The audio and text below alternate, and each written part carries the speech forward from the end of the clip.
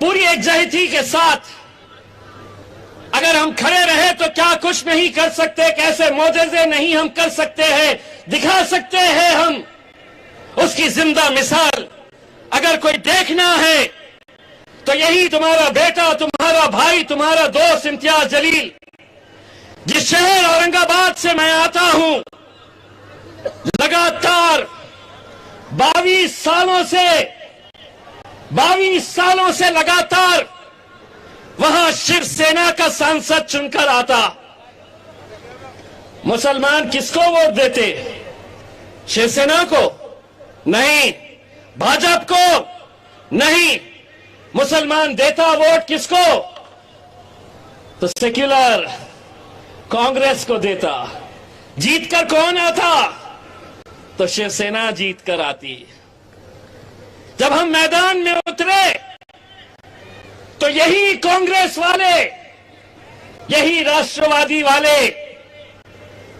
महफिलें सजाते, सभाएं लेते और यही कहते कि अब ये आ गए हैं, अब ये वोट काटेंगे, ये वोट काटने के लिए आए हैं, एक बार फिर से भाजपा शिवसेना जीत जाएगी। हमने अपनी आवाम से कहा कि इतने सालों तक तुमने अहले गैरों को दिया है, एक बार अपनी जमात के पीछे मजबूती के साथ खड़े रहो। हमने अपने नौजवानों से कहा एक धक्का लगाओ तो सही। अल्हम्दुलिल्लाह एक ऐसा धक्का लगाए कि 22 सालों के शिवसेना को हमने वहां से उखाड़ा और हमारे मजलिस का झंडा वहां पर हमने लहराया। यही बात यहां पर भी चलेगी, खूब जमकर चलेगी यहां पर भी। ये क्यों आए हैं? ये आने से ऐसा होगा, वैसा होगा। पूरे महाराष्ट्र के अंदर, पूरे महाराष्ट्र में 48 लोकसभा की सीटें हैं, मेंबर ऑफ पार्लियामेंट 48 है। कांग्रेस ने कितने सीटें हमारी जिताकर लाई है मुसलमानों की? तो 0। शरद पवार साहब ने कितने जिताकर लाए हैं? तो 0। मजलिस ने 1 सीट लड़ी और जिताकर कितनी लाई? 100% रिजल्ट। एक लड़े, एक जीत कर आए। बस आप लोगों से यही इल्तिजा है मेरे भाइयों, ये वक्त आया है कि हमको कहीं ना कहीं ये सोचना पड़ेगा कि आज इस मुल्क के ऊपर जो हालात, जिस दौर से हम गुजर रहे हैं, उस दौर को देखते हुए हमें तमाम हमारे इख्तिलाफ को भूलना पड़ेगा, हमारे राजनीतिक मतभेदों को भुलाना पड़ेगा और एक बार बैरिस्टर असदुद्दीन अवैसी साहब की क़यादत में हम सबको गुजरात के अंदर भी पतंग लहराना पड़ेगा मेरे भाइयों। आज आप लोगों का जोश देखने के बाद मैं आप मंगरुल के तमाम नौजवानों की तरफ से बैरिस्टर असदुद्दीन अवैसी साहब को एक अपील करना चाहता हूं और वो अपील आपके तरफ से कर रहा हूं, आपके दिल की बात कर रहा हूं कि असद साहब, ये नौजवानों का जोश इन्होंने तय किया है कि ये मजलिस के साथ पूरी ताकत के साथ खड़े रहेंगे। अकबर भाई को लाने की जिम्मेदारी असद भाई आपकी रहेगी। जीत के बाद अकबर साहब को भी यहां पर लाना पड़ेगा इंशाअल्लाह। असद साहब आए हैं, अकबर साहब भी इंशाअल्लाह जरूर यहां पर आएंगे। बस आप लोगों की दुआएं हमें चाहिए। मैं तमाम उलमाओं का शुक्रिया अदा करता हूं, बस आप लोगों की रहनुमाई हमें चाहिए। हम यहां पर बड़ी उम्मीद, बड़े यकीन के साथ आप लोगों के बीच में आए हैं और हमें इतना यकीन है कि आप हमें अपनी दुआओं से जरूर नवाजेंगे। बहुत बहुत शुक्रिया। वाखिर दवाना। बहुत बहुत शुक्रिया। इम्तियाज जलील साहब औरंगाबाद के हमारी पार्टी से सांसद थे। मैं अब ज्यादा वक्त न लेते हुए हमारे राष्ट्रीय अध्यक्ष सांसद जनाब बैरिस्टर असदुद्दीन ओवैसी साहब से गुजारिश करूंगा वो डायस पर आए और समाप्त फरमाएं। नारे तकबीर, नारे तकबीर।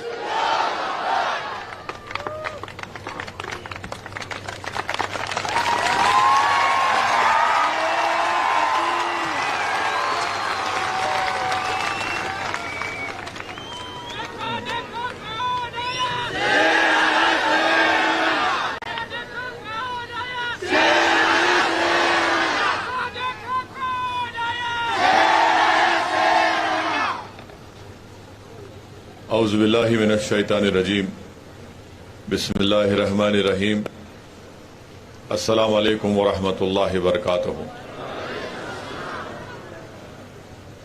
शहनशीन पर तशरीफ फरमा जनाब साबिर भाई साहब, गुजरात के मजलिस इत्तेहादुल मुस्लिमीन के सदर व अध्यक्ष, मंगरोल के मजलिस इत्तेहादुल मुस्लिमीन के सदर मेरे भाई मोहतरम जनाब सुलेमान साहब, मोहतरम जनाब इम्तियाज जलील साहब, रुकने पार्लिमान औरंगाबाद, मेरे तमाम मजलिसी रुफ़क़ा, मेरी इज़्ज़तदार माँ और बहनों, हाज़रीन इकराम, बुजुर्गान मिल्लत, मेरे गयूर नौजवान साथियों, मैं आप तमाम का शुक्रिया अदा करता हूं कि आपने अपना कीमती वक्त निकालकर आज के मजलिस इत्तेहादुल मुस्लिमीन के इस जलसे में आपने शिरकत की। मैं आपका शुक्रिया अदा करता हूं कि आपने जो मोहब्बत के मज़ाहिरे मुझसे और इम्तियाज जलील साहब से किए, मेरे पास अल्फाज नहीं है कि मैं कैसे आपका शुक्रिया अदा कर सकूं, मगर मैं मेरी जानिब से, हमारे साथी इम्तियाज जलील साहब की जानिब से आप तमाम से इस बात का वादा करता हूं कि जो मोहब्बत और जो शफक़त आपने हमको दिखाई और जो भरोसा आपने हम पर किया है, इंशाअल्लाह ताला अल्लाह सुब्हाना व तआला जब तक हमको जिंदा रखेगा, हम आपके इस भरोसे को शर्मिंदा होने नहीं देंगे। हम आपकी मोहब्बत की लाज रखेंगे और आपने जो बेलोस मोहब्बत के मज़ाहिरे किए उससे हमारे हौसले बुलंद होते हैं। और मुझको ये बात और पैगाम हमको मिलता है कि इंशाअल्लाह ताला न सिर्फ गुजरात बल्कि सौराष्ट्र, पोरबंदर और मंगरोल, जूनागढ़, इन तमाम मुकामात पे इंशाअल्लाह ताला मजलिस इत्तेहादुल मुस्लिमीन को अल्लाह सुब्हाना व तआला आपकी मोहब्बत और दुआओं के बाइस आने वाले विधानसभा के चुनाव में कामयाब और कामरान करेगा। मैं फिर से आप तमाम का शुक्रिया अदा करता हूं और ख़ास तौर से हमारी इज़्ज़तदार माँ और बहनों का। मेरे अजीज दोस्तों और बुजुर्गों, अभी आपने मेरे साथी इम्तियाज जलील साहब की तकरीर को सुना, मोहतरम जनाब साबिर भाई साहब, और एक तफसीली बात जनाब सुलेमान साहब ने आपके सामने रखी। मैं आपके दरमियान में सिर्फ इसलिए खड़ा हूं, इस बात को दोहराने के लिए खड़ा हूं कि हमारे वतन अजीज भारत में मुसलमानों को, अल्पसंख्यक समाज को या दलित समाज को या आदिवासी समाज को, अगर वो ये चाहते हैं, चाहे मुसलमान हो, दलित हो, आदिवासी हो, अगर वो ये चाहते हैं कि उनसे नाइंसाफी के दौर का खात्मा हो, तो उनको एक सियासी ताकत बनना पड़ेगा। अगर वो चाहते ये हैं कि उनकी आवाज को सुना जाए, तो आपको एक सियासी ताकत बनना पड़ेगा। अगर आप ये चाहते हैं कि पुलिस के नाजायज जुल्म का खात्मा हो, तो आपको एक ऐसे नुमाइंदे की जरूरत है जो पुलिस की नाजायज जुल्म के खिलाफ आपके साथ खड़ा हो जाए। अगर आप ये चाहते हैं कि गुजरात की विधानसभा में आपके शहर की, आपके जिले की तकलीफ को कोई उठाए तो आपको जरूरी है कि अब की बार आप मजलिस इत्तेहादुल मुस्लिमीन के उम्मीदवारों को कामयाब करें। अगर आप ये चाहते हैं कि जिस तरीके से पोरबंदर के गोसाबर गांव के उन 600 मुसलमान जिन्होंने गुजरात की हाई कोर्ट में एक अर्जी दाखिल की और ये कहा कि हम इज्तिमाई तौर पर मरना चाहते हैं, हमको कोर्ट इजाजत दे, मैं उन 600 लोगों से जो गोसाबर गांव के हमारे भाई हैं, बुजुर्ग हैं, मैं उनसे अपील करना चाहूंगा कि आपको मायूस होने की जरूरत नहीं है। हम जानते इस बात को कि गुजरात की सरकार ने आपको अपनी कश्तियों को डॉक करने की इजाजत 2016 से नहीं दे रही है, मगर मेरे अजीज दोस्तों और बुजुर्गों, ये हम तमाम के लिए बड़ी तकलीफ दे बात है, शर्मिंदगी की बात है कि उस गांव के 600 मुसलमान जो 100 साल से वो कश्तियां समंदर में चलाकर मछली पकड़ते हैं, आज वो इतने बेबस और मायूस हो चुके हैं कि उनको कोर्ट में जाकर कहना पड़ रहा है कि हमको इजाजत दीजिए कि हम मरना चाहते हैं। मेरे अजीज दोस्तों और बुजुर्गों, असदुद्दीन ओवैसी और इम्तियाज जलील अगर आपके दरमियान में आते हैं तो यही चीज को हम आपके दरमियान में खड़े होकर कहते हैं कि आपको अपने हौसलों को पस्त नहीं करना चाहिए, आपको नाउम्मीद नहीं होना चाहिए, बल्कि आपको इन नामसाइब हालात हैं, मैं जानता हूं कि नफरत का तूफान है, मगर मेरे अजीज दोस्तों और बुजुर्गों, मेरी इज्जतदार माँ और बहनों, अगर हम हालात को देखकर अपना रुख मोड़ लेंगे, अगर हम नफरत के तूफानों से मुकाबला नहीं करेंगे तो फिर आने वाली नस्ल को हम क्या छोड़कर जाएंगे। आज जो इस जलसे में मासूम बच्चे हैं, इनके मुस्तकबिल को अच्छा करने की लड़ाई आपको और हमको लड़ना है। जिस तरह एक मछेरा मच्छी पकड़ने के लिए समंदर की लहरों के खिलाफ अपनी कश्ती को लेकर जाता है, जिस तरह एक कश्ती समंदर में उसके लहरें आती हैं तो कभी कश्ती और ऊपर नीचे होती है, मगर कश्ती में बैठने वाला ये कहता है कि मैं तूफान की वजह से और लहरों की शिद्दत की वजह से मैं अपनी कश्ती का रुख नहीं मोड़ूंगा। मैं गुजरात के मेरे मजलूम मुसलमान भाइयों से, दलित भाइयों और बहनों से एक अपील कर रहा हूं कि तूफानों से मुकाबला हमको और आपको मिलकर करना है। और मैं आपको बता रहा हूं कि इन तूफानों में चिराग जलाने का हुनर असदुद्दीन ओवैसी जानता है। आप सिर्फ इत्तेहाद और मुत्तहिद हो जाइए, हम एक चिराग जलाएंगे इंशाअल्लाह ताला, हम एक चिराग जलाएंगे।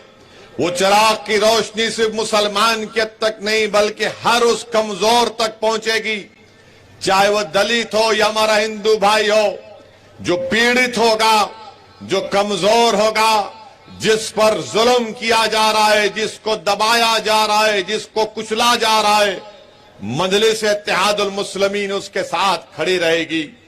हम मजहब के नाम पर काम नहीं करते। अगर किसी से नाइंसाफी होती है तो हम खड़े हो जाते हैं। इसी बात का पैगाम देने में आपके दरमियान में आया हूं। मैं हमारे दलित भाइयों से अपील कर रहा हूं कि आपने बरसों कांग्रेस पार्टी का साथ दिया, आज मजलिस इत्तेहादुल मुस्लिमीन आपके दरमियान में है। मैं हमारे दलित भाइयों से अपील कर रहा हूं, बहनों से अपील कर रहा हूं कि कल तक आपके पास विकल्प नहीं था, आज आपके पास एक विकल्प है। आज साबिर भाई और सुलेमान भाई आपके दरमियान में। आपने बरसों कांग्रेस का साथ दिया तो कभी भाजपा का साथ दिया। मैं आज आपसे अपील कर रहा हूं कि गुजरात में आपको एक मर्तबा असदुद्दीन ओवैसी का साथ दीजिए। मैं आपसे वादा कर रहा हूं कि आपके मसाइल, आपके हुकूक को हम दिलाएंगे। हमेशा जब चुनाव आता है तो कहा जाता है, खास तौर से दलित भाइयों से और मुसलमानों से, कि अपनी गर्दन को अगर बचाना है तो तुमको कांग्रेस को वोट देना है। मैं आपसे कह रहा हूं, मैं गर्दन की या पेट की बात नहीं कर रहा हूं, मैं आपके जिस्म की भी बात नहीं कर रहा हूं। मैं तो आपसे कह रहा हूं कि हमारे नौजवान बच्चों के मुस्तकबिल को अगर अच्छा करना है तो आप मजलिस का साथ दीजिए। जब हम ये मुस्तकबिल के लिए काम करेंगे, हम बरसों से सिर्फ गर्दन बचाने का काम कर रहे हैं। ना गर्दन बचती, ना हाथ बचता, ना हमारा पेट भरा जाता। मेरे अजीज दोस्तों और बुजुर्गों, जमहूरियत है, लोकतंत्र है, और हमको और आपको मिलकर एक सियासी ताकत बनना है। मैं हमारे दलित भाइयों से कहना चाह रहा हूं मंगरौल के, कि बाबा साहेब अंबेडकर ने संविधान तो बना दिया, मगर बाबा साहिब ने कहा कि संविधान तो मैं बना दिया हूं, मगर अगर तुमको इज्जत की जिंदगी गुजारना है, तुमको तुम्हारा हक हासिल करना है, तुमको अगर तुम्हारे बच्चों के तालीम का, रोजगार का इंतजाम करना है, तुमको अगर इंसाफ चाहिए, तुमको अगर इज्जत चाहिए, तुमको अगर जुल्म का खात्मा करना चाहिए, तो बाबा साहेब भीमराव अंबेडकर ने कहा कि संविधान तो मैं बना दिया, मगर तुमको तमाम चीजें अगर हासिल करना है तो तुमको सियासी ताकत हासिल करना पड़ेगा। अगर संविधान में जो बराबरी की बात कही गई, संविधान में जो भाईचारगी की बात कही गई, संविधान में जो तमाम लिबर्टी, आजादी की बात कही गई, याद रखो अंबेडकर ने कह दिया ये तमाम चीजें सिर्फ संविधान में एक लफ्ज के तौर पर रहेंगी। अगर तुम इसको हासिल करना चाहते हो हकीकी मानों में, तो आपको अपनी सियासी ताकत बनना पड़ेगा। अगर आप ये तमाम चीजों को हासिल करना चाहते हैं तो मेरी आपसे एक दरमंदाना अपील है कि आप मजलिस का साथ दीजिए, साबिर भाई और सुलेमान भाई के हाथ को मजबूत करिए। मेरे अजीज दोस्तों और बुजुर्गों, पोरबंदर के वो 100 हमारे भाई जो आज मायूस हैं, मैं आज के इस जलसे से उनसे अपील कर रहा हूं कि मायूस मत हो। हम लड़ेंगे आपके लिए, हम आपकी आवाज बनेंगे, मगर आप हरगिज आप इस तरह की बात मत करिए कि हम दुनिया को छोड़ देंगे, हम खुदकशी करेंगे। आपसे मैं अपील कर रहा हूं कि हमको डरने और घबराने की जरूरत नहीं है। कांग्रेस पार्टी का आपने साथ दिया तो कभी बीजेपी का साथ दिया। अब कांग्रेस पार्टी के लोग कल से मंगरौल में और पोरबंदर में ये पुकारना शुरू कर देंगे कि ओवैसी आया है तो बीजेपी को जिताने के लिए आया है। आप देख लेना, कल से शुरू हो जाएंगे। और हमारे आने से पहले सुलेमान भाई बता रहे थे कि कांग्रेस के जिम्मेदार लोग ये कह रहे थे कि ओवैसी आएगा तो यहां पर दंगा होगा, ओवैसी आएगा तो मदरसों को खतरा होगा। मैं उनसे पूछना चाह रहा हूं, क्या 2002 का दंगा मेरी वजह से हुआ था?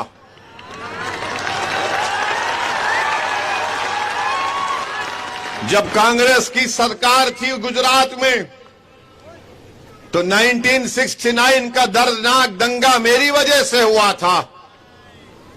1980 का फसाद मेरी वजह से हुआ था। बाबरी मस्जिद की शहादत के बाद जो फसाद हुआ मेरी वजह से हुआ।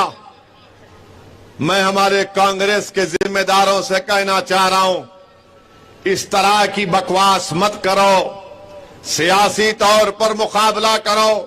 मगर मैं खुश हूं कि अभी हमने अपना सफर का आगाज किया पोरबंदर, सौराष्ट्र में और मंगरौल में, तो कांग्रेस पार्टी के पेट में दर्द शुरू हो चुका है। ये हमारी कामयाबी की पहली निशानी है। ये हमारी कामयाबी का पहला सिग्नल है। मेरे अजीज दोस्तों और बुजुर्गों, अगर हार्दिक छोड़कर चला गया कांग्रेस को, तो क्या साबिर भाई ने उसको अपने घर में बिठाकर बिरयानी और बोटी खिलाई थी क्या? अगर कांग्रेस के 12 विधायक जीतकर नरेंद्र मोदी के गोद में बैठकर चाय पी रहे हैं, तो क्या साबिर भाई और सुलेमान भाई से शक्कर लेकर गए थे पूछ के कि चाय में मिलाकर पीना है? इनके पास इसका कोई जवाब नहीं है, मगर डर और बीजेपी और कांग्रेस को क्या है? इनको डर सिर्फ यही है, बीजेपी से पूछेंगे तो बीजेपी बोलेंगे ओवैसी एक नया जिन्ना है। इनको ये नहीं मालूम, बीजेपी को ये नहीं मालूम कि जब मुल्क की आजादी की लड़ाई लड़ी जा रही थी तो ओवैसी की तरह मुसलमान जिन्ना के खिलाफ उस वक्त भी थे और आज भी हैं। हमने पाकिस्तान को नहीं माना, हम भारत को ही मानते आए और मानते रहेंगे। मगर बीजेपी बोलती नहीं, ये ऐसा बोलता है। अरे अगर बोलने की वजह से तुमको दर्द हो रहा है तो जवाब दो ना, मैं जो कह रहा हूं। मगर इल्जाम लगा दिया जाता है, कभी कहते हैं कि शिद्दत पसंदी की बात करता है, कभी बीजेपी और कांग्रेस के लोग बोलते हैं कि ओवैसी किसी मजहब का खिलाफ है। मेरी एक तकरीर दिखाओ। मैं राजनीति में पिछले 27-28 साल से हूं। मैं 2 मर्तबा का विधायक था और अल्हम्दुलिल्लाह अल्लाह ने मुझे 4 मर्तबा रुकने पार्लियामान मुंतखब करवाया। मेरी तकरीर का एक जुमला दिखाओ जो मैंने किसी मजहब के खिलाफ कहा है तो बताओ मुझे। मैं किसी मजहब के खिलाफ ना था, ना हूं, ना कभी रहूंगा इंशाअल्लाह ताला। हां, मैं मोदी के खिलाफ था और जब तक जिंदा रहूंगा मोदी के खिलाफ। मैं आरएसएस के खिलाफ था और जिंदगी भर आरएसएस के खिलाफ रहूंगा। गांधी को मारने वालों के साथ मैं कभी था ना कभी रहूंगा। मैं गांधी के मारने वालों को भारत का सबसे बड़ा दहशतगर्द कहता और कहता रहूंगा। मैं कांग्रेस के खिलाफ हूं और रहूंगा इसलिए कि कांग्रेस ने ही मुसलमानों का और दलितों का बेड़ा गर्क किया। यही कांग्रेस ने मुसलमानों को बर्बाद किया। मैं जानता हूं कांग्रेस पार्टी को, जितना करीब मैं था कोई नहीं था कांग्रेस पार्टी के।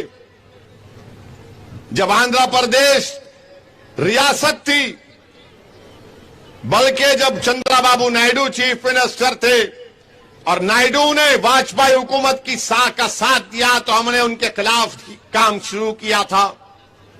मैं कांग्रेस को अच्छी तरह जानता हूं और कांग्रेस पार्टी और बीजेपी नहीं चाहती कि भारत में दलित और मुसलमानों की एक पॉलिटिकल लीडरशिप उभरे।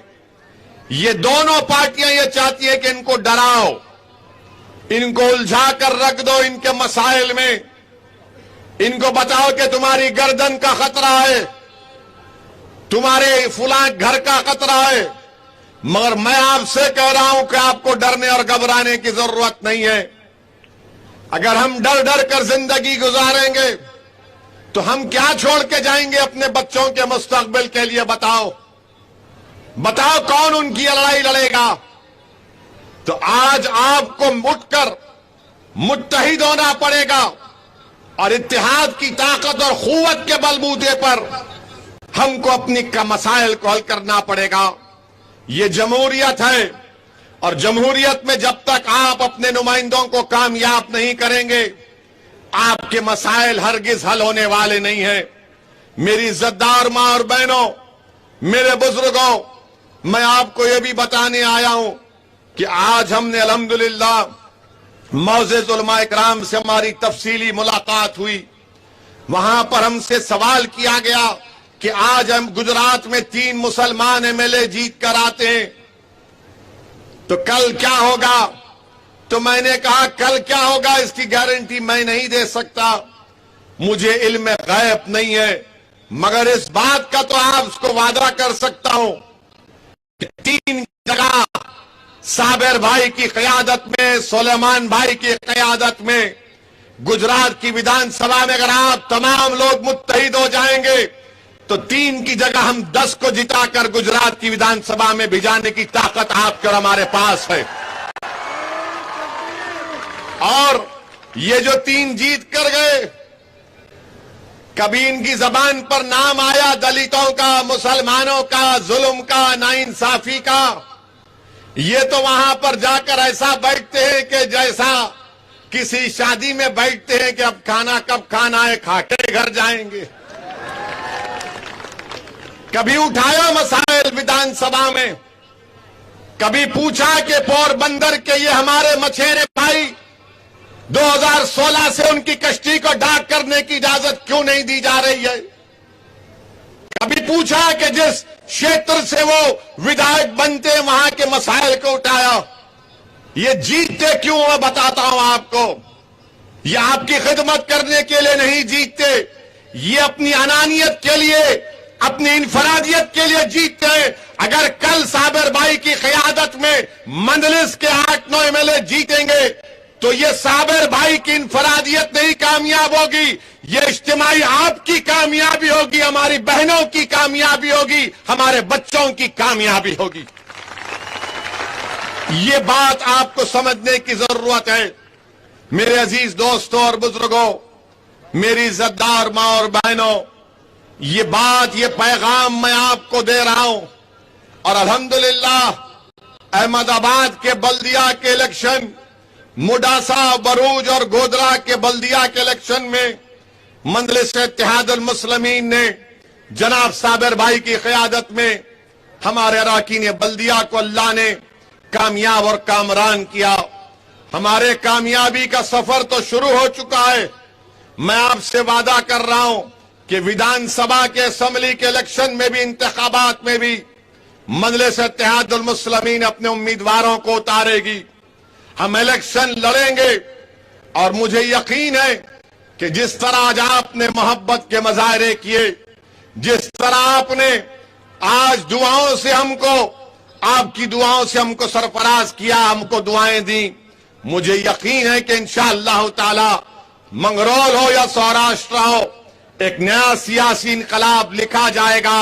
मंजलिस पार्टी लड़ेगी, मंजलिस पार्टी दलितों का, दलित भी हमारा साथ देंगे, हमारे दलित भाई, हमारे हिंदू सेकुलर भाई भी हमारा साथ देंगे और अल्पसंख्यक समाज के मुसलमान भी हमारा साथ देंगे। तो आप इन बातों में मत जाइए कि 3 है, 3 का क्या होगा। मैं आपसे कह रहा हूं वो 3 को बाजू करो। अगर आपके 9 जीत कर जाएंगे तो वो जो गुजरात की विधानसभा में जब आपके हक के लिए आवाज उठाएगा आपका विधायक मंगरौल का, तो आपको उसकी आवाज यहां पर सुनाई देगी। जो गुजरात की विधानसभा में पुकार कर कहेगा कि गरीबों से इंसाफ होना चाहिए, तो आज वो आपकी कानें जो तड़प रही हैं, जो आपके दिल में एक ख्वाहिश है कि मेरा भी कोई नुमाइंदा जाकर गुजरात की विधानसभा में मेरी तकलीफ को बयान कर सके, मेरे उम्मीदों को पूरा कर सके, मेरे ख्वाबों को अमली जामेनामा पहना सके, जुल्म के खिलाफ आवाज उठा सके, तो मैं आपसे वादा कर रहा हूं ये काम मजलिस इत्तेहादुल मुस्लिमीन करती आई है और करती रहेगी। मगर शर्त सिर्फ इस बात की है कि आप पूरे इत्मीनान और एतमाद के साथ आने वाले विधानसभा के चुनाव में मजलिस इत्तेहादुल मुस्लिमीन के हक में अपने वोट का इस्तेमाल करिए। मैं जानता हूं कि 27 साल से भाजपा की सरकार है, मगर मेरे अजीज दोस्तों और बुजुर्गों, मुझे एक सच्चाई को बयान करने की इजाजत दीजिए। अगर आप ये समझ रहे हैं कि आप हुकूमतों को बदल सकते हैं, आप नहीं बदल सकते हुकूमतों को। मेरी इस बात को याद रखो। आप लोग आएंगे आपके पास, जैसा जैसा चुनाव करीब आएगा, आकर आपसे कहेंगे हुकूमत को बदलना है, सरकार को बदलना है। अरे बताओ, पिछले आखिरी मर्तबा एक मुसलमान लोकसभा के लिए कब जीता था गुजरात में? 1984 में। उसके बाद कितने पार्लियामेंट के इलेक्शन हो गए। 89 का इलेक्शन हुआ, 91 का इलेक्शन हुआ, 96 का पार्लियामेंट का इलेक्शन हुआ, 98 का पार्लियामेंट इलेक्शन हुआ, 99 का पार्लियामेंट इलेक्शन हुआ, 2004 का हुआ, 2009 का हुआ, 2019 का हुआ, यानी 8 पार्लियामेंट के इलेक्शन हो गए और एक भी मुसलमान लोकसभा से गुजरात से नहीं जीतता। और तब भी बीजेपी कहती है कि नहीं नहीं, हम सबका साथ, सबका विश्वास की बात करते हैं। किसी को टिकट नहीं देती बीजेपी और कांग्रेस दूसरी तरफ बोलती ए ओवैसी आया, इसकी बातों में मत जाओ। मैं पूछ रहा हूं, 9 पार्लियामेंट के इलेक्शन हो गए, क्यों नहीं जीतता? तुम टिकट देने के लिए तैयार नहीं हो। एक तरफ बीजेपी टिकट नहीं देती है, दूसरी तरफ कांग्रेस बोलती है कि आपको देने से क्या फायदा, आप सिर्फ वोट डालते रहो। मैं आपसे अपील कर रहा हूं कि हम सिर्फ वोट डालने वाले नहीं हैं, वोट लेने वाले हमको बनना पड़ेगा। और जो लोग बार बार तंज करते हैं, ये संघ परिवार के बीजेपी के लोग मुसलमान का नाम लेके बोलते ए अब्दुल पंचर बनाने वाला है, बोलते हैं ना। अब हम उनको बताएंगे कि अब्दुल अब तक पंचर बनाता था, मगर अब्दुल का बेटा अबुल कलाम की तरह साइंटिस्ट बनेगा इंशाअल्लाह ताला। अब्दुल तो पंचर बनाता था, मगर इंशाअल्लाह ताला अब्दुल का बेटा पंचर नहीं बनाएगा, बल्कि साइकिल की फैक्ट्री का क़याम अमल में लाएगा इंशाअल्लाह ताला। ये हमारे ख्वाब है, ये मेरा ख्वाब है कि कल तक जो पंचर बनाता था उसका बेटा पंचर ना बनाए, बल्कि काबिल और तालीम याफ्ता बने। ये मेरा ख्वाब है, ये मेरी कोशिश है। इसीलिए तो कह रहा हूं कि इलेक्शन लड़ो, जीतो, ताकि कोई अब्दुल पंचर ना बनाए। अब्दुल तो बना चुका, मगर अब्दुल का बेटा रोड पर नहीं बेचेगा। अब्दुल तो मंडी पर फ्रूट बेचता था, मगर अब अब्दुल का बेटा फ्रूट नहीं बेचेगा। उसको ख्वाब दिखाओ। मेरे अजीज दोस्तों, मेरी मां और बहनों, ख्वाब देखना शुरू करो। ख्वाब जब देखोगे तो तभी तो पूरा होगा। मगर ये तमाम लोग, ये जालिम लोग हमसे कहते हैं कि तुमको इजाजत नहीं है ख्वाब देखने की भी। मैं आपसे कह रहा हूं कि ख्वाब देखना शुरू करो। उन ख्वाबों को आप और हम मिलकर पूरा करेंगे। अल्लाह की साथ पर तवक्कल करो, उन ख्वाबों को हम पूरा करेंगे। अरे कब तक हम नाइंसाफी की जिंदगी गुजारेंगे? कब तक हम जुल्म का शिकार रहेंगे? कब तक हम डर डर कर जिंदगी गुजारेंगे? कब तक हम खौफ की जिंदगी गुजारेंगे? मेरे इज्जतदार मां और बहनों, मेरे नौजवानों, तुम गयूर हो, याद रखो नौजवानों, अपने हौसलों को बुलंद रखो नौजवानों। ये लड़ाई जो साबिर भाई लड़ रहे हैं, ये तुम्हारे मुस्तकबिल की लड़ाई हम लड़ रहे हैं। इसीलिए आपसे अपील कर रहा हूं कि आप इस जिद्दोजहद में, इस कोशिश में आपकी दुआओं की जरूरत है, आपकी सरपरस्ती की जरूरत है, आपकी रहबरी की जरूरत है, आपके साथ की जरूरत है। आप मुत्तहिदा तौर पर गुजरात में मजलिस को मजबूत करिए, हम इन मसाइल को हल कर सकते हैं। मेरे अजीज दोस्तों और बुजुर्गों, कल मजलिस के मुखालिफीन कहेंगे क्या होगा अगर तुम्हारे 7-8 जीत कर चले गए? क्या होगा, क्या नहीं होगा, वो हमसे पूछो इंशाअल्लाह ताला। और जो भी होगा अच्छा होगा। कोई कहेगा कि 7-8 से क्या होता है, वहां पर 100 जीत जाएंगे या 90 जीत जाएंगे। अरे दीवानों, भारत की पार्लियामेंट में 540 अराकीन बैठते हैं। जब आपके ये 2 दीवाने खड़े हो जाते तो बीजेपी के 300 एमपी खड़े होकर इस्तकबाल करते, हमारा सलाम करते हमको। और भारत की पार्लियामेंट गवाह है। मेरी और इम्तियाज जलील की तकारीर यूट्यूब पर है, देखना कि हम 5 मिनट तकरीर करते तो बीजेपी के 300 एमपी के पेट में और सर में दर्द शुरू हो जाता है। तकरीर उठाकर देखो आप पार्लियामेंट की, क्या हम किसी मजहब के खिलाफ बोलते? नहीं बोलते। हम कहते हैं कि संविधान में जो हक हमको दिया गया उस हक को हमको दिया जाए। जब पार्लियामेंट में ट्रिपल तलाक का कानून लाया गया, 3 मरतबा ट्रिपल तलाक का कानून लेकर आए मोदी सरकार ने, 3 मरतबा अल्लाह ने मुझे मौका दिया कि मैं उस गलत कानून की मुखालिफत कर सकूं। ट्रिपल तलाक के कानून के खिलाफ हमने दलीलें दी और बताया कि कानून गलत है। मैंने पूछा, बीजेपी के लोगों से पूछा कि आपको अचानक इतनी मोहब्बत मुस्लिम महिलाओं से क्यों हो चुकी है? हमने पूछा उनसे, तो बोले नहीं नहीं, ये कैसे होगा कि तुम लोग तलाक तलाक तलाक बोल के छोड़ दोगे किसी महिला को। हमने कहा किसको छोड़ा बताओ? कुछ डेटा है तुम्हारे पास, कुछ नंबर है तुम्हारे पास, बताओ। तो इसका जवाब नहीं दे पाए। हमने कहा था कि आज महिलाओं की सुरक्षा के लिए कानून अगर बनाना है तो वो कानून बनाना है कि अगर कोई शौहर, कोई हस्बैंड अपनी बीवी को, अपनी पत्नी को छोड़कर चला जाता है, उन महिलाओं की मदद करनी चाहिए ना। समझ गए ना? समझे ना? इन्हों यहां बैठे, उन्हों दिल्ली में बैठे।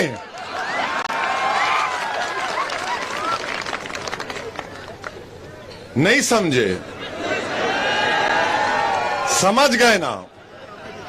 इन्हों यहां बैठे, उन्हों वहां बैठे और हमको बोल रहे ट्रिपल तलाक। ये दूरियां खत्म करनी चाहिए ना। क्यों दूरियां रहना? हम ये बोले इनकी, इसके लिए कानून बनाओ। बोले तुम बहुत बोलते।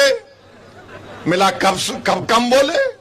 क्या तुम तोलोगे हमारी बात को तराजू में कि कितना बोले? 1 किलो बोले, 2 किलो बोले?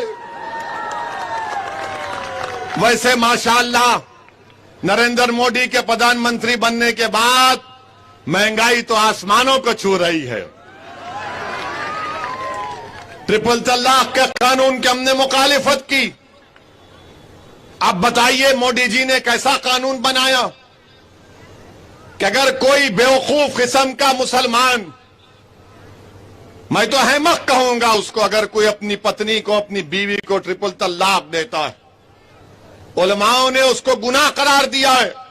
मगर मोदी जी ने कहा कि नहीं नहीं, शरीयत तुमको नहीं मालूम, मुझे मालूम।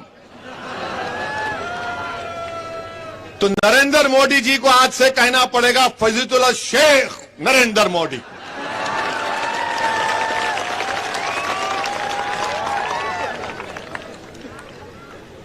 दिल पे मत लो बीजेपी वालों, थोड़ा मजाक कर रहा हूं। आप बताइए कानून कैसा बनाया? अगर कोई दीवाना किस्म का मुसलमान किसी हमारी बेटी को इस तरह कहकर चला जाता है तो अल्लामा नरेंद्र मोदी ये कह रहे हैं कि उसको गिरफ्तार कर लिए। ठीक है, गिरफ्तार कर लो। किस पे गिरफ्तार कर रहे? जब ट्रिपल तलाक कोई क्रिमिनल गुनाह तो नहीं हुआ। मुसलमानों में शादी एक सिविल कॉन्ट्रैक्ट है, जन्म जन्म का साथ नहीं है। एक ही जन्म काफी असदुद्दीन ओवैसी के लिए अपनी बीवी के साथ। हम पे क्या गुजरती आपको नहीं मालूम। अभी जाना है, कल पूरा हिसाब देना पड़ेगा। लोग मुझसे बोलते हैं कि तू इतना बोलता क्यों है भाषणों में? मैं इसलिए बोलता हूं, घर में बोलने की इजाजत नहीं है, बाहर आके बोलता हूं। ये हमारी बीवियों का रोब दबदबा है घर में, इनको मालूम ही नहीं। तो क्रिमिनल कैसा होगा जब कॉन्ट्रैक्ट है? मगर मैं आपसे कॉन्ट्रैक्ट करूंगा कि कल इतनी मच्छी खरीदूंगा या आपकी ज़राअत खरीदूंगा, उसमें क्रिमिनल कैसे आ जाता? तो खैर गिरफ्तार कर लिए, तलाक भी नहीं हुई। कानून मोदी जी का, अल्लामा का कानून यह है कि फजीलत शेख बल्कि कि शादी खत्म नहीं हुई मगर जेल को भी जाएगा। अबे शादी खत्म नहीं हुई तो जेल को क्यों जाएगा फिर? खैर जेल को भी जा दिए। अब जेल में बैठकर वो अपनी बीवी को पैसे भी जाएगा। जेल में क्या करेगा? चक्की पीसेगा। चलिए बेल पे निकल गया वो। कौन कोर्ट में जाकर हमारी बेटी के साथ गवाही देगा कि मैंने सुना था इसको ये 3 बार तलाक कहते हुए? कौन बोलेगा? हमारी बेटी तो उसके घर में रहेगी ना, कोई बोलेगा? नहीं बोलेगा। क्या होगा? वो कोर्ट से बरी हो जाएगा। बच्ची का क्या होगा? मेरी बेटी का। अच्छा, फिर मोदी जी ये भी एक बोल दिए, अगर कोर्ट सजा देगी 3 साल की सजा, यानी 3 साल तक शादी खत्म नहीं होगी, बच्ची दूसरी शादी नहीं करेगी मेरी बेटी। और मोदी जी बोल रहे हैं कि 3 साल या 2 साल के बाद जब वो सजा काट के निकलेगा साबरमती जेल के सामने से, तो तुम एक बैंड बाजा रखना, फूल का हार साथ में रखना और बाजे वालों को बोलना कि बहाओ फूल बरसाओ, मेरा दीवाना 3 साल के बाद जेल से आया है। ये कानून बनाया, ये ट्रिपल तलाक का कानून है। हम इसके खिलाफ बोले। आज भी मैं कह रहा हूं वो कानून से किसी को फायदा नहीं पहुंच रहा है। वो कानून से उल्टा मुस्लिम महिलाओं को परेशान किया जा रहा है। मगर क्या कोई कांग्रेस के लोग जो आज हमको गाली दे रहे हैं बोले? पूरी तकरीर, पूरी रुदात यूट्यूब पर है, देख लीजिए आप। पार्लियामेंट के वेबसाइट पर जाकर तकरीर देख लीजिए आप। फिर CAA NPR का कानून आया। आज जो कह रहे हैं कि ओवैसी मंगरोल को आया तो फुला हो जाएगा, ये हो जाएगा। जब CAA का कानून पार्लियामेंट में मोदी सरकार ने लेकर आया था, किसने बीजेपी के 300 सांसद के सामने खड़े होकर कहा कि जिस तरह महात्मा गांधी ने साउथ अफ्रीका में उस वक्त की सफेद फार्म हुकूमत के कानून को फाड़ दिया था, मोदी मैं तुम्हारे कानून को आज फाड़ता हूं पार्लियामेंट पे। इसको नहीं मानते हम। मैंने उस कानून को फाड़ा। बताओ आज मुझ पर उंगलियां उठाने वालों, तुम क्या कर रहे थे? हमने कानून को कहा कि भारत के संविधान के खिलाफ है, राइट टू इक्वालिटी के खिलाफ है, मजहब के नाम पर CAA का कानून बनाया गया। और आज भी हम कह रहे हैं कि अगर CAA के कानून पर अमलावरी होगी, सुनो अमित शाह, गुजरात से एहतजाज होगा, अहमदाबाद में ओवैसी आएगा इंशाअल्लाह ताला। अब हमको क्या बोलते हैं? ये क्यों बोला? ये तो जज्बात में ला लिया। अरे जज्बात में लाना नहीं, सच्चाई को बयान कर रहा हूं। और सच्चाई यही है। हिजाब का मसला उठा, मैं उत्तर प्रदेश में चुनाव लड़ रहे थे तो हिजाब के मसले को हमने उठाया, तो फिर शुरू हो गए लोग, अरे यहां क्यों उठा रहे तुम? ये कर्नाटक का मसला है। मुझसे किसी साहब ने पूछा, अरे भाई क्यों बोल रहे हो हिजाब के बारे में?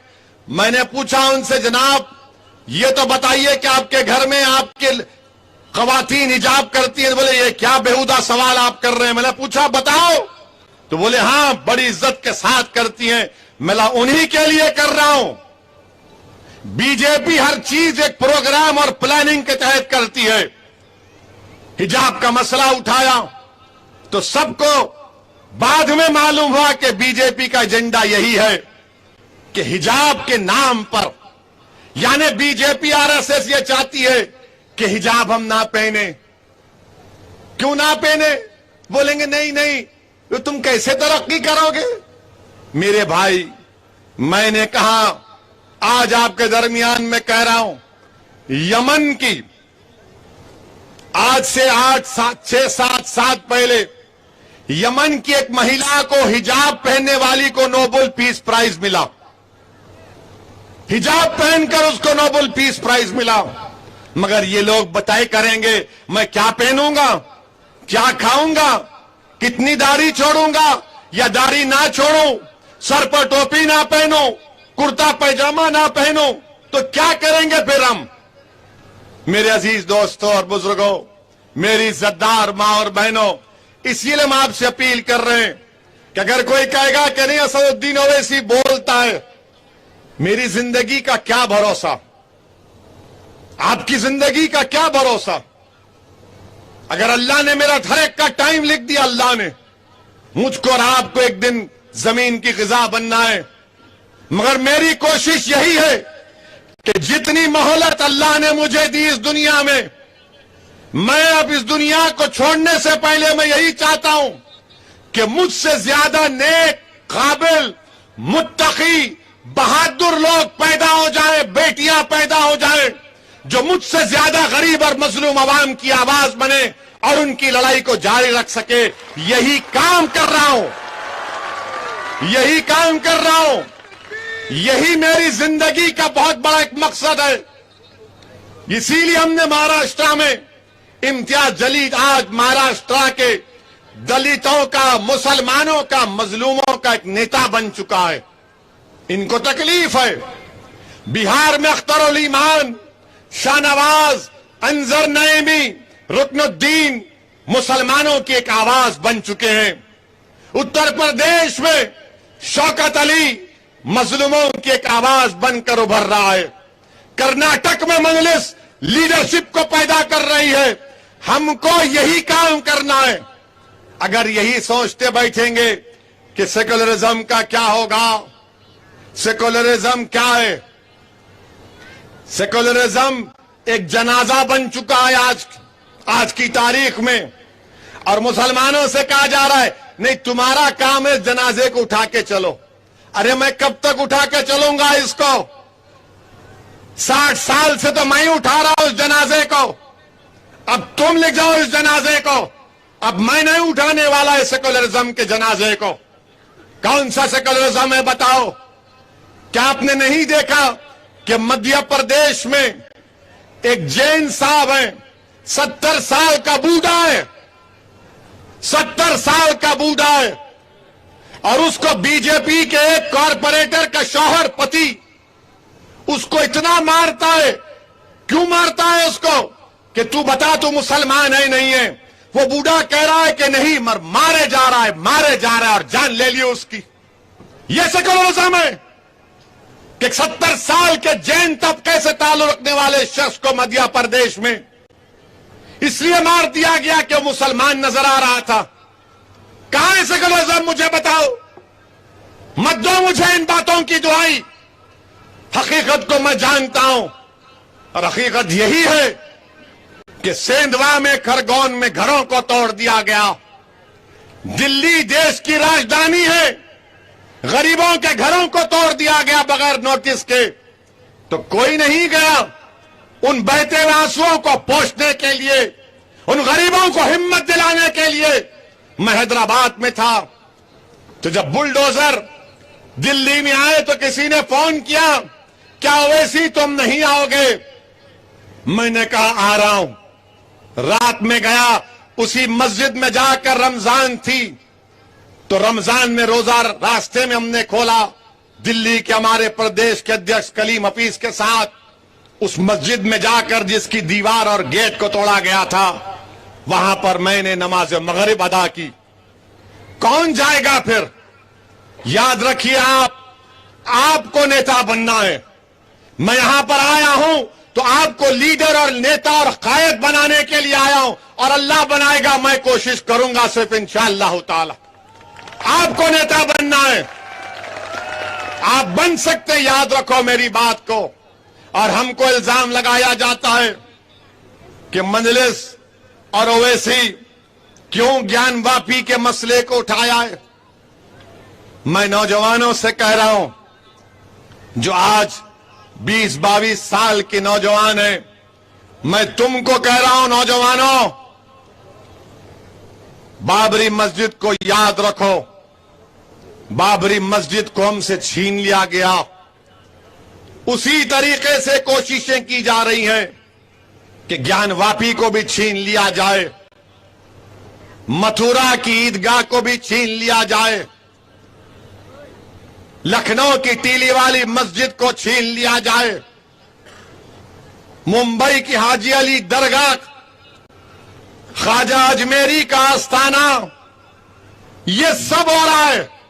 जो मुझ पर आज उंगलियां उठा रहे हैं, बोलो तुम क्यों नहीं बोलते इन बातों को, तो कांग्रेस पार्टी बोलेगी अगर हम बोलेंगे तो हमको हिंदू भाइयों बहनों का वोट नहीं मिलेगा, तो तुम मेरी बर्बादी को बर्दाश्त करोगे।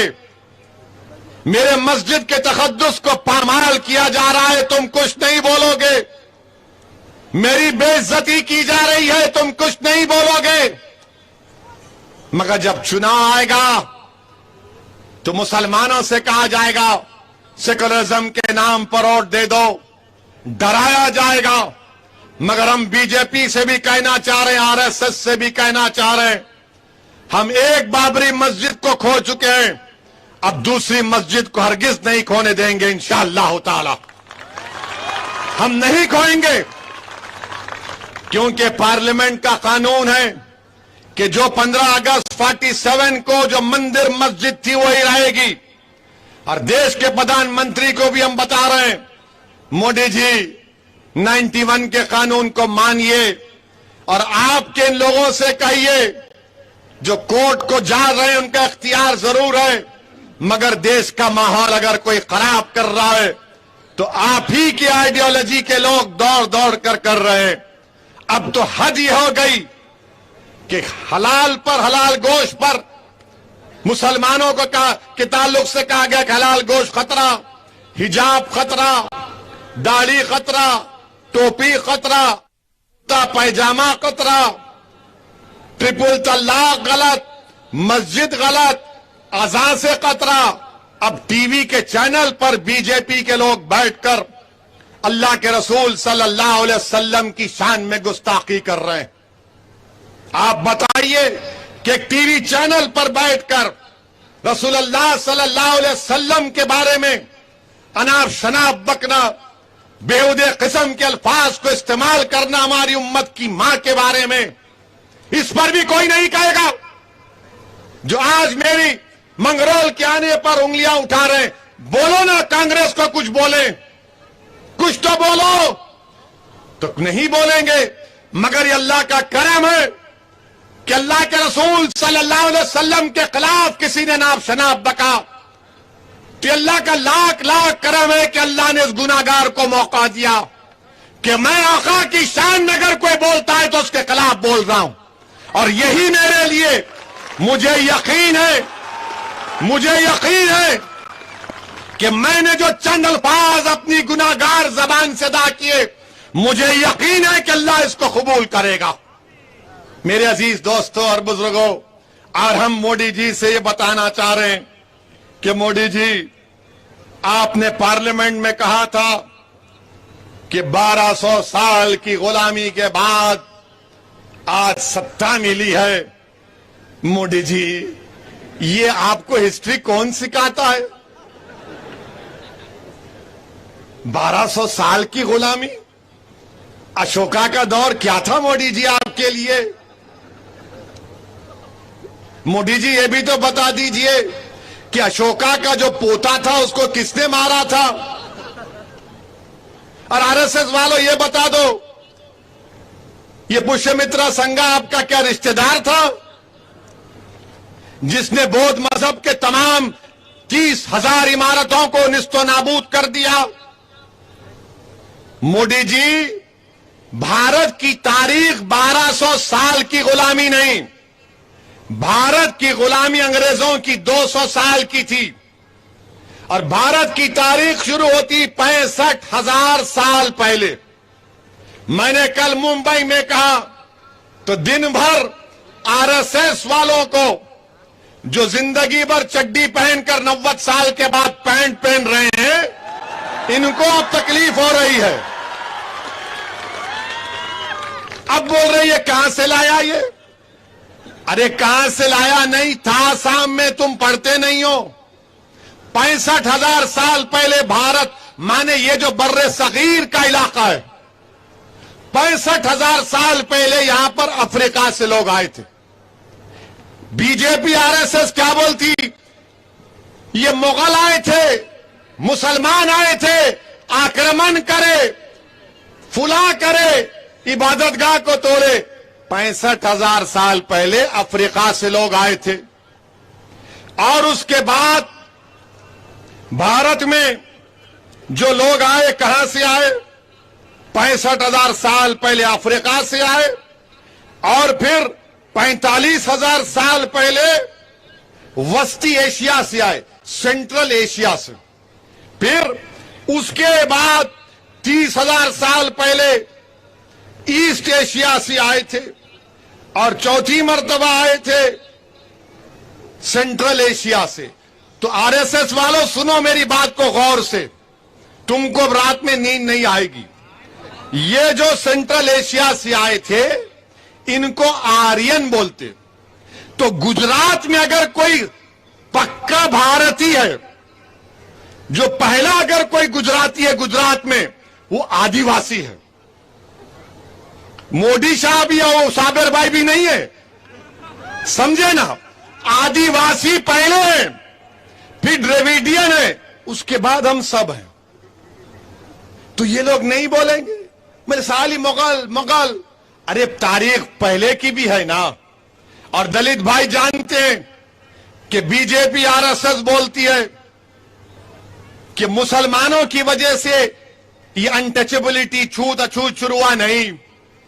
बाबा साहिब अंबेडकर ने कहा कि 400 AD में, यानी हजरत ईसा के दुनिया से उठ जाने के बाद 400 साल के बाद इस मुल्क में बर्रे सगीर में अनटचेबिलिटी का आगाज की हो गया। कौन था जब बादशाह मोदी जी? कौन था जब? तो इसीलिए मेरे अजीज दोस्तों और बुजुर्गों, हमको अपनी शनाख्त को बरकरार रखना है, अपने तहजीब की हिफाजत करना है और हिम्मत और हौसले से करना है। हम जरूर सब्र करेंगे मगर पीठ नहीं दिखाएंगे। हम जरूर कमर कसेंगे मगर हौसलों को पस्त होने नहीं देंगे। हम जालिमों से नहीं डरेंगे, हम अल्लाह से डरते थे और अल्लाह से डरते रहेंगे। जब हम सब्र करेंगे, कमर बस्ता हो जाएंगे और अल्लाह से डरते रहेंगे तो यकीनन कामयाबी आपके कदम को चूमेगी। यही चंद गुजारिशात मैं आपके सामने अर्ज करने आया हूं। पहली मर्तबा आया हूं और इंशाअल्लाह ताला फिर आऊंगा, आता रहूंगा। मैं आपकी मोहब्बत पर कुर्बान हो चुका हूं, मैं आपकी शफकत पर कुर्बान हो चुका हूं। मैं आपको सलाम करता हूं। इंशाअल्लाह ताला मैं आता रहूंगा और अल्हम्दुलिल्लाह मुझे यकीन है कि विधानसभा के चुनाव में मजलिस को आपकी ताईद मिलेगी।